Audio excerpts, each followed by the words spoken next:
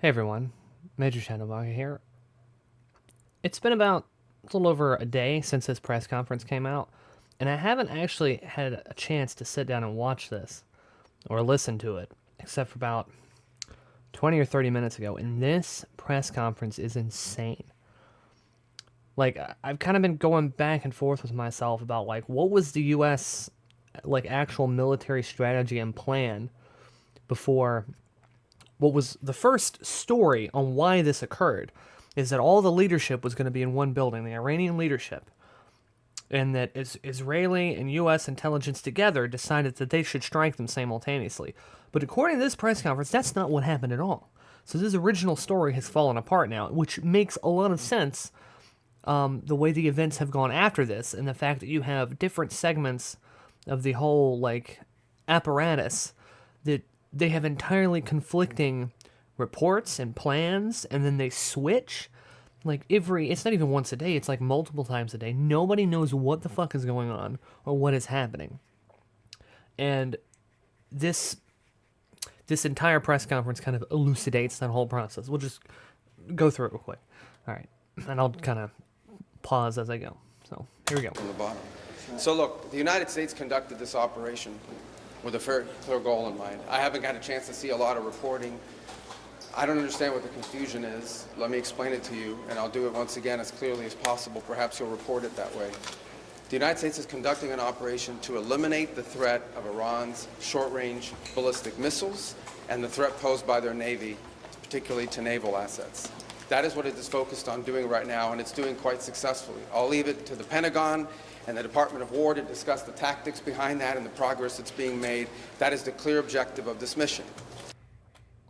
All right. Firstly, the original story for this, like the whole reason that in the middle of this attack, this attack takes place in the middle of negotiations in order to make sure that Iran doesn't get a nuclear weapon. The whole point of this is nuclear weapons. Supposedly, that's the story.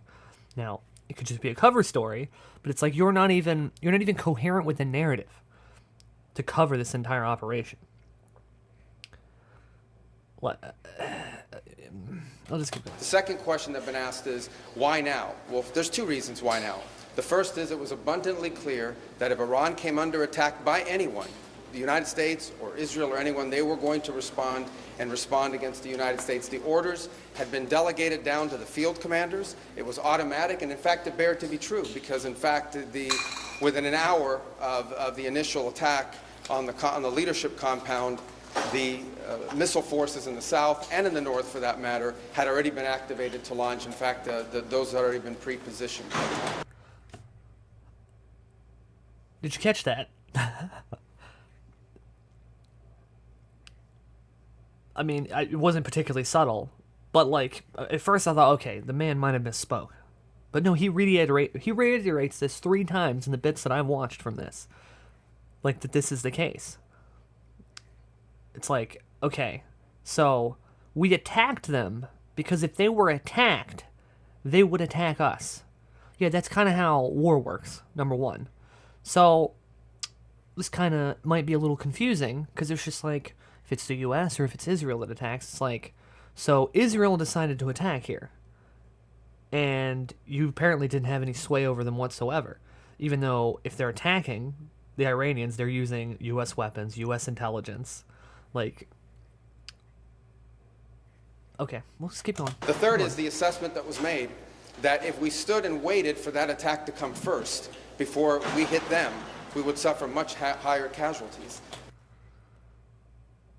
If we waited for the attack to come first from the Iranians, which would only happen if they were attacked, then there would be higher casualties if we waited for them to attack from our attack. Okay. And so the president made the very wise decision.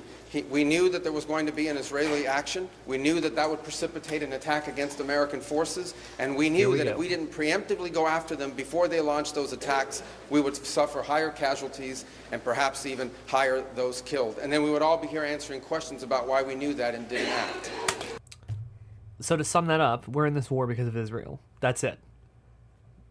The Israelis decided they were going to attack. They didn't give a shit what we said. And so I guess America will go to war too, because Israel decided that they were going to preemptively, and again, we use preemptively in quotes here, they're going to attack Iran again in the middle of negotiations to decapitate their leadership. And they knew that if that happened, the Iranians would obviously go to war. And so we are there for the entire purpose to protect Israel for a war that they chose to commit to. It's not a defensive war. Like, that's why we're there. It can't be any fucking clearer than that. Going back to the purpose of this is to destroy that missile capability. Why does Iran want that ballistic missile capability? What they are trying to do, and have been trying to do for a very long time, is build a conventional weapons capability as a shield where they can hide behind. Meaning, there would come a point where they have so many conventional missiles, so many drones, and it can inflict so much damage that no one can do anything about their nuclear program. That is what they were trying to do, is put themselves in a place of immunity where the damage they could inflict on the region would be so high that no one can do anything about their nuclear program or their nuclear ambitions. They are producing, by some estimates, over 100 of these missiles a month. Compare that to the 6 or 7 interceptors that can be built a month. They can build 100. So this is interesting. Not to derail, I'm really bad about derailing to other subjects, but like we have another conversation that's going on in parallel to this over like what is the U.S. military's defensive capabilities in the region? How many interceptors do they have to counter these Iranian munitions? And I mean, this is not news to anybody anywhere even adjacent to this circle. I mean, this has been known for years that our production numbers are too low. Too much of our stockpiles have been bled, both in the 12-day war previously in this region, Ukraine in the other region, and our other obligations and other portions of the world in order to keep places like China contained. You have to keep a certain number of these assets around, and we simply don't have enough of them. And so, like, simultaneously, while he's admitting here to cover his ass here, you have other portions of the administration saying that there's no shortage of interceptors. In fact, it's basically unlimited. This is President Trump, by the way, but also in the same tweet, he's like, not only are they unlimited, but also it's Joe Biden's fault that the stocks were low. So the stocks were low, and we didn't increase production, but now it's unlimited, even though it wasn't before. But now it is. So don't worry about it. But also, the reason why we had to go to war is because we don't have enough interceptors for the war that we're now in. Okay? These a month, not to mention the thousands of one-way attack drones that they also have. They've been doing this for a very long time, and by the way, they've been doing it under sanction. You see the attacks they're conducting right now? They're attacking airports, they're attacking hotels, they're hitting not just military bases. Hotels that have American service members in it, because you evacuated, to a certain extent, your air bases in the region because you know that they would be targets. So you evacuated them to other... They just didn't portal back to the United States. You moved them to hotels and other facilities, and of course, the Iranians know where some of those are. And, oh, they attacked airports. Well, like, yeah, Dubai airport got hit. But it's like, you also have military installations in a lot of these large air bases, which makes sense. But separating, the purely military targets, like, I think it's a concerted... I don't want to get too off topic here. This is really just about this press conference and about U.S. military plans. But, like, the Iranian strategy seems to be to make the price of this war hurt a lot for the Gulf states, so that they basically just say, look, we don't want any part of this. Because what is the point of having U.S. air installations and U.S. military installations in your country if all it does is invite you to be under rocket fire, have the only portions of your economy that keep your countries upright get fucking shelled and bombed if the U.S. can't protect you? But the only reason you're getting bombed is because the U.S. assets are there being used to bomb the country that is bombing you. So, Saudi Arabia can't be like, oh, I don't understand why they're hitting us. It's like, get real. Okay, all of these states are subservient to the Americans in this sense, and by extension, Israel. They're attacking our embassies directly. They're attacking facilities that have nothing to do with war or with military. And that's it's almost like, oh yeah, bombing consulates. We're really upset with that. Remember the 12-day war started over the fucking Israelis doing that to the Iranians? But anyway, yeah, the previous version of this, but also you remember the 12-day war. That shit wrapped up real quick when what happened? We ran out of fucking interceptors in the region to deal with this bullshit. Now, of course, the Americans didn't have a whole lot of assistance to back Israel up at the time. They just had what they had in the region. There was no big military buildup, but of course that has happened now. But apparently this isn't going any better. And Iran. That's in Iran despite years of sanction. Imagine a year from now, or a year and a half from now, the capabilities they would have to inflict damage on us. It's an unacceptable risk, especially in the hands of a regime that's run by radical clerics. The Ayatollah was a radical cleric. That entire regime. Only one side of this conflict is like radical religious zealots. You definitely don't have President Netanyahu like literally quoting scripture on like, oh, it'd be a good idea to bomb them now because of Amalek.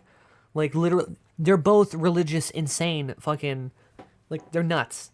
But at the same time, like the Iranians, like their strategy, the way that they talk about this war, like they don't view it as a religious war. It's like this is all strategy. Like proper strategy and not just fucking winging it for the state of Israel, which is apparently our strategy.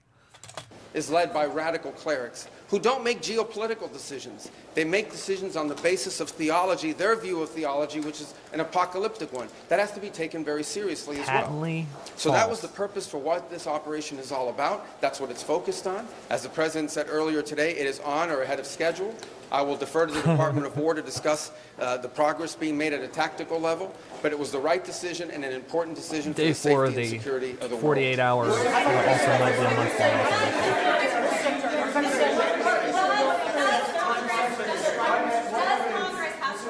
Does Congress have to weigh in? Is the president different? And does Congress No. have to weigh in? And What- was what- there an It's imminent not a war. threat? Did you tell lawmakers that there was an Yeah, guys, it's not a war. Okay, it's fine. Okay, I mean, we're bombing them and we're killing them, and they're bombing us and they're killing us. And we're just shooting shit at each other back and forth. But it's not a war, guys. We're just going to define it as something else, which, I mean, I'm not going to pretend like that's anything new. We haven't been in a proper war here in this country. Proper war, in quotations, and call it a war, since fucking World War II. But we just reclassify it. It's like we do inflation statistics. There absolutely was an imminent threat, and the imminent threat was that we knew that if Iran was attacked, See, and we reiterates believed they would be attacked, that they would immediately come after us. And we were not going to sit there and absorb a blow before we responded, because the Department of War assessed that if we did that, if we waited for them to hit us first after they were attacked. Now, see, there could be an argument here that's just like, okay, look, it's not us that are attacking this, but it's like this is a situation of the tail wagging the dog. Like, if we're there supposedly, like to protect Israel, like Israel's supposed to be our asset in the region, you know, the beacon of peace in the Middle East or whatever crap you want to go on about. We have a lot of other allies in the Middle East too that we have directly sacrificed for Israel wanting to strike and start a war against Iran. Because, like, while all this missile defense and shit is stacked in front of Israel, apparently we got a little bit light when it came to the Arab states. The Gulf states. And so now Saudi Arabia is paying the price for Israel wanting to go to war. The UAE is paying the price for Israel wanting to go to war. Qatar, or Qatar, however you pronounce it, is paying the price because Israel wanted to go to war. And Kuwait is paying the price because Israel wanted to go to war. And Bahrain. And I guess, you could probably throw some other ones in there. So all of their interests, this is 4 different countries, mind you. These 4 different countries, apparently, you line them all up together, apparently, like, their value is less than that of Israel deciding to preemptively launch a war that's going to blow up the entire Middle East. It's the whole reason, like, why this Iranian conflict needs to be resolved peacefully, which is totally out the window now, and they have no reason to negotiate with us even anymore. What was it, hardly even a day after this started, supposedly the Trump administration was trying to, like, negotiate an end to this? Why in God's name would the Iranians agree to any sort of negotiation with you? In the middle of the last set of negotiations, you saw an opening and you killed their entire government. Or, well, the head of their government. Not only did you kill them, you killed some of their family, you killed children, in a preemptive strike because you saw an opening. Like, why would they negotiate with you? what? There's like, if we negotiate with you, you give us unreasonable demands. When we try to come to an unreasonable agreement, you kill us. So it's like, well, why? Why would they bother? I certainly fucking wouldn't. But it's like, well, then you'll die then. It's just like, how many rounds of negotiations? It's just, would you like to die slowly or die quickly? Because those are your two options. Apparently, the Ayatollah figured that shit out. Because he was just like, fuck it. I guess I'll just sit in my office. I'm not going to go hide in a damn bunker.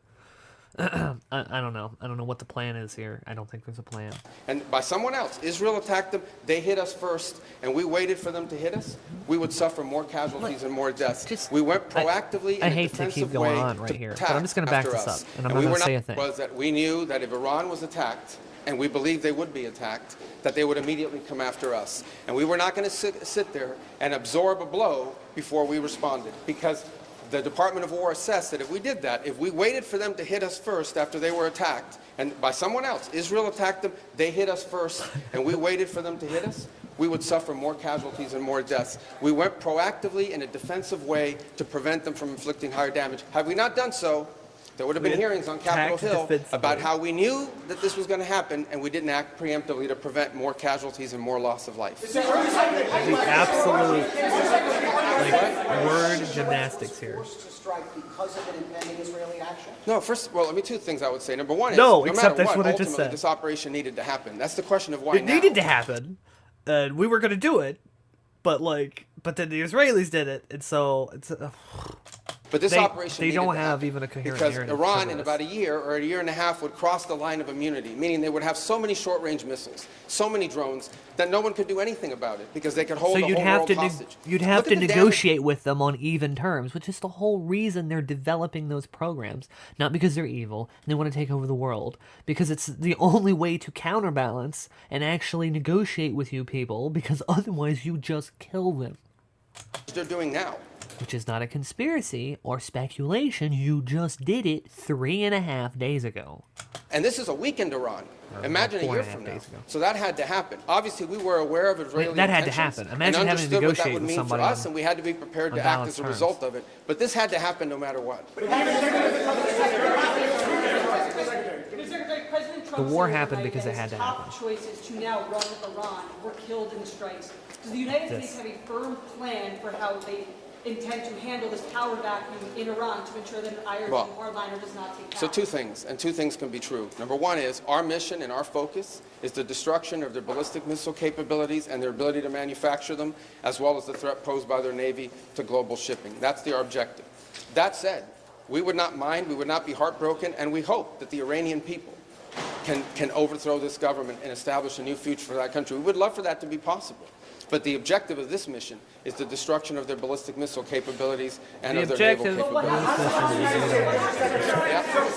So are you saying, based on that, are you saying that there is no responsibility, no plan for the U.S. to at least play a role in whatever government comes next? We might. We'll see how circumstances play out. But I'm telling you what the objectives of this operation are. The objectives of this operation are to destroy their ballistic missile capability and make sure they can't rebuild it, and make sure that they can't hide behind that to have a nuclear program. That's the objective of the mission. That said, abundantly clear, we would love for there to be an Iran that's not governed by so far radical this is Shia going really clerics. great. As I've said myself repeatedly for years, the leadership of that country does not reflect the people of Iran, and I think that's been pretty apparent in the protests that you've seen.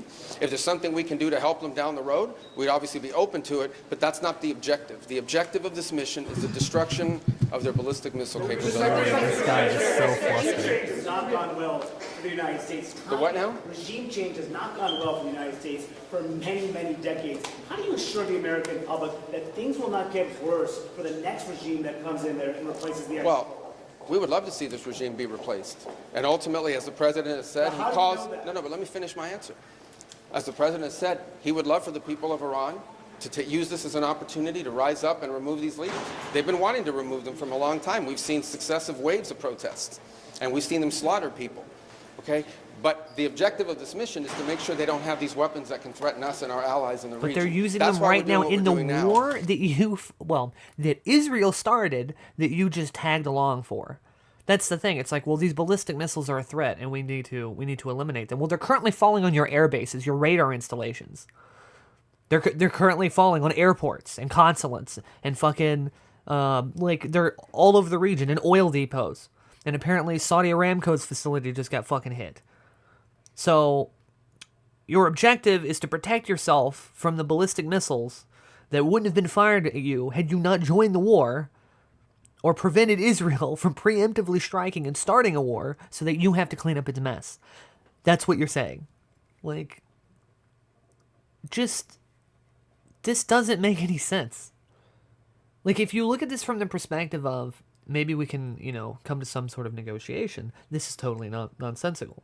But it's like, the default position is we have to do, either we have to invade Iran or we just have to do whatever Israel wants. Which, I don't know if you know this, I'm an American, I live in the United States, I don't live in Israel.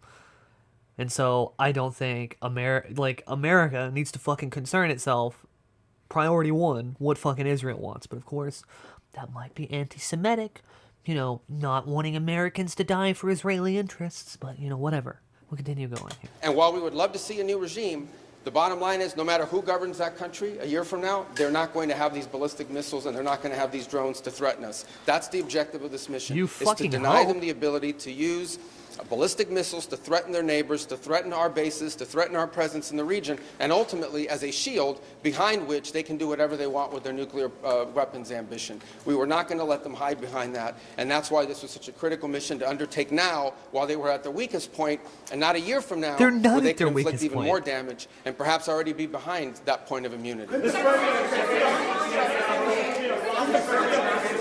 right here behind. Go ahead, you and then you. Yes. Your critics in Congress have said that they should have a role, they should be able to weigh in here, and there are going to be more powers. He's under a lot of stress. In Congress later this week. Why not notify Congress ahead of this, and does Congress? Well, we did. We notified Congress. I mean, we notified the Gang of Eight. We notified congressional leadership. There's no law that requires us to do that. The law says we have to notify them 48 hours after beginning hostilities. We've done that. I think the notification went today. But we did notify members of Congress in advance. But we can't notify 535 members of Congress. Vote to authorize the war. Well, the Congress can vote on whatever they want, but there's no law that requires us to do that. And I want to say something because I see people on TV. Look, that's fine. If they want to take a war powers vote, they can do that. They've done that. They've done that a bunch of times. But people keep saying that there's no law that requires the president to have done anything with regards to this. To begin with, no presidential administration has ever accepted the War Powers Act as constitutional. Not Republican presidents, not Democratic presidents. That said, we have followed the notification at 48 hours. We haven't deemed it constitutional, so we're just going to ignore it. That's basically what it's saying, because that would be inconvenient. Imagine having to get, I don't know, your Democratic population and their elected representatives, well, put all the bullshit of that aside. Imagine having to get them to agree to a war. It's like, it might be unpopular. Imagine having to do things that are popular for the citizens that you rule over. That would be so fucking inconvenient. We couldn't just bomb random countries when we wanted to. Fucking Christ. Here today, I've done more Gang of Eight briefings than I got in the 4 years that Biden was president and I was a member of the Gang of Eight. All of that said, we've complied with the law 100%. And we're going to continue to comply with it. We've done the notification, and we officially to Congress, but we did notify members of Congress. We just can't notify 535 people. That's not possible, but we did the Gang of Eight twice. I briefed them last week, and then I called them the night before the operation. Can you tell us what you know, Mr. Secretary, of the administration knows about the strike on a building in southern Iran that the Iranians are saying was a school with large civilians, including children killed? Yeah, I've seen those reports. I would refer you, not because I'm not trying to answer your question, but I don't want to get it wrong. The Department of War would be investigating that if that was our strike, and I would refer your question to them, and I'll make sure they're aware that you have that question. But we'd like to know. American missile. Well, clearly, the United States would not deliberately target a school. Our objectives are missiles, both the ability to manufacture them and the ability to launch them, and the one-way attract drones. That would be our focus. Oh, and apparently decapitating, the command structure of the regime. So, who are you going to negotiate with now? This is the other thing. Them turning around. Now, again, this is not 100% confirmed, because it's but I mean, this stuff typically goes through back channels and things. But, them starting, or following very closely behind Israel, or simultaneously starting this attack on Iran, and then turning around 48 hours later and be like, do you want to negotiate? Who the fuck are you going to negotiate with? Hell, their foreign minister may even not even know who to talk to. Like, this is a shit show of epic proportions. Like, you've opened this box, and there's no way to close it because the guy to talk to close it doesn't exist. And if he did exist, you don't know where he is. Or there's 9 of them. Like, what? Like, this... There's no plan. There's no plan. Besides, we're just gonna bomb them. And, yeah, then, it'll take care of itself. Don't worry about it. We'll just take care of the bomb dropping bit. Leave the details to somebody else. Meanwhile, the entire region is fucking literally just spiraling out of control. What is it? Like European and British natural gas prices. What have they doubled already? Like, the entire energy sector is like fucking imploding because you've done this. Like, this is not a powder keg that you just want to knock the fuck over for no fucking reason. Like, That's what we would be focused on. We would have no interest and, frankly, no incentive to target civilian infrastructure. Oh, the Israelis Iranians sure are, would. on the other hand, targeting They civilian get off on that infrastructure. shit. You guys have seen it. I'm sure you've seen it. They're hitting hotels. They're hitting embassies. They're hitting airports. They're hitting oil infrastructure.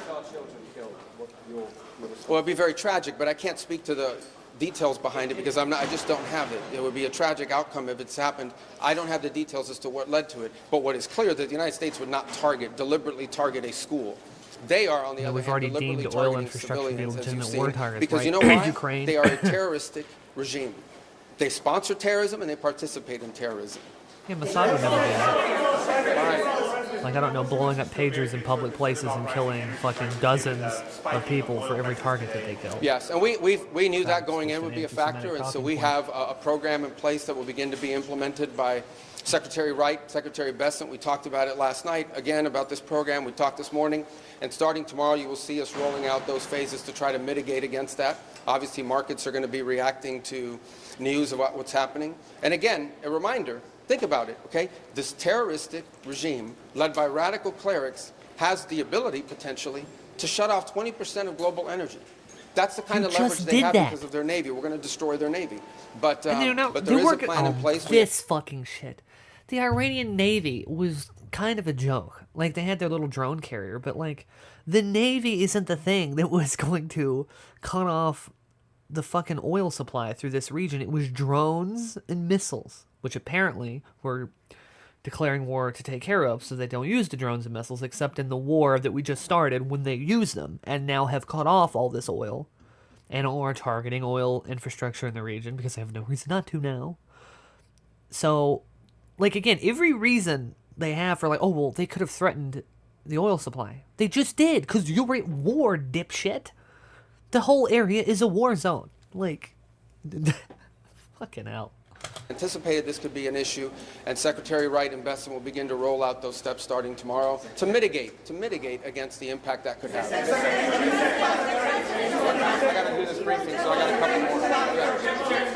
Do you anticipate putting boots on the ground, and how long do you anticipate the conflict to last? Well, we don't. Let me say two things about it. Number one, the president always has the options to undertake whatever operations he decides to do as the commander-in-chief. That said, we believe the objective that we have set for this mission, which is the destruction of their ballistic missile capabilities, both launch capability and manufacturing, can be achieved without ground forces. Right now, we're not postured for ground forces, but obviously the president has those options. He's never going to rule out anything. But right now, our focus is on the destruction of their ballistic missile launchers, their ballistic missile stockpiles, and their ballistic missile manufacturing capability, as well as their one-way attract drones and their Navy, because of the threat it poses to global shipping. How long is it? All right, I can only do one more, right there in the middle. Yes, sir. Is there a diplomatic exchange going on right now between the U.S. and Iran? Any exchanges whatsoever outside of No, not at this time. I mean, look, we always have people that reach out from inside of governments. You don't know if they're authorized to reach out or not. They're suffering a tremendous amount of damage. Honestly, again, I'm not going to give away the details of our tactical efforts, but the hardest hits are yet to come from the U.S. military. The next phase will be even more punishing on Iran than it is right now. Someone was screaming, how long will it take? I don't know how long it'll take. We have objectives. We will do this as long as it takes to achieve those objectives, and we will achieve those objectives. The world will be a safer place when we're done with this operation. All right? This Thank is you, going guys. to be this is going to be one of those press conferences that you get to see, and I mean, not to pull that because it's kind of cringy, but it's like this gives me lots of vibes of like McNamara and shit. Like this. Oh my god, this press conference was a shit show. Like this is, I don't have anything else to add. I might do some other videos later on. I was just listening to this and I was like, holy shit. They don't have any fucking clue what's going on. And that makes sense because I mean that's how everybody's acting. Like there's no plan because there isn't a plan, or if there was one, it's long fucking gone. Anyway, I just thought that was interesting. I guess I'll call it a day. Y'all have a good night. Good night and good luck.